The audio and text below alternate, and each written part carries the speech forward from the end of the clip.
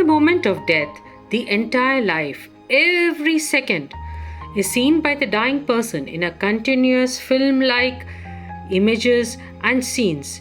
Even an insane person or patients of dementia will remember everything.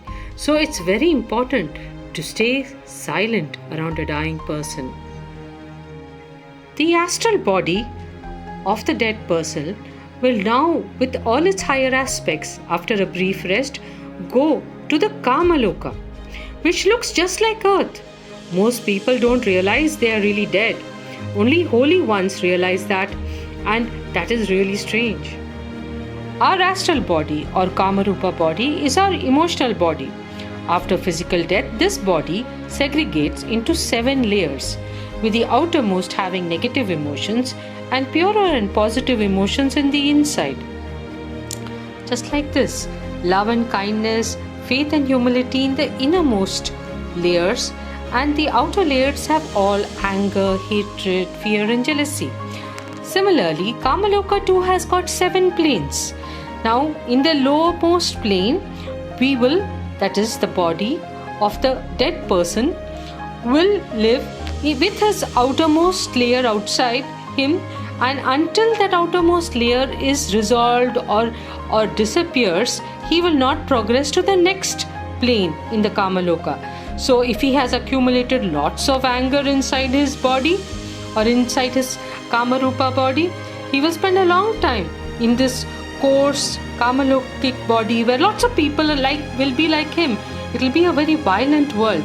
So similarly, 1, 2, 3 up to 7 are the different kinds of experiences he will have in Kamaloka depending on how strong his Kamalokic body is, his Kamarupa body is. So the more emotions he has of a negative sort, the longer he'll spend in the lower planes. The more of the positive sort, the longer he'll spend in the upper planes. Now let's look at the entire life of a human, from life on earth to Kamarupa, and after that on the heavenly plane of Devachan or the heaven world. Let's say a person has lived for 80 years. Now how long will he live in Kamaloka? Probably up to 200 years, because that's how long his astral body may last, but that depends from person to person. A few people may stay only for a few years, or some may stay even longer than 200, but usually it is 200 years in the Kamalokic body. Then there is a second death. We had the first death on earth. A second death takes place after the Kamaloka body has almost disappeared. After the second death, at this stage too, once again, just like he died when he died on earth, he will see his whole recent life all over again in that same film-like form.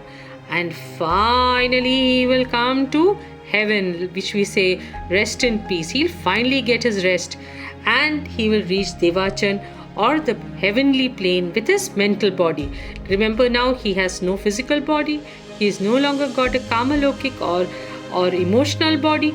Now he has got only his mental body, and in this mental body, with all the purest thoughts and purest feelings, he will come. There he'll meet his old loved ones again. Whether they are alive or not does not matter, because Devachan is a subjective place. Every person has a perfect experience of perfect happiness in it, and all the people, whether they are alive or not, whom he loved in this past recent life, will be there with him. Time is also relative. Remember, we said that Devachan, he could be there for 700 to 2000 years, but it will not feel that long, because time is relative. Remember, when we are happy, we always feel time is short. So that is how it will be for him. And after this lovely experience in Devachan, once again he will be irking and irritated to want to see earth again. So the soul will want to reincarnate. Now he hasn't got anything of his old body. Remember, all his old bodies have all disintegrated at the various planes. So the soul has to create a new body, and while it's creating the new body, it picks up all its tendencies at the Kamaloka, and also his prarabdha karma, that is the karma which he has to face in the coming life. So he enters his new life with a new family and a new place in a new body, and that's how life begins.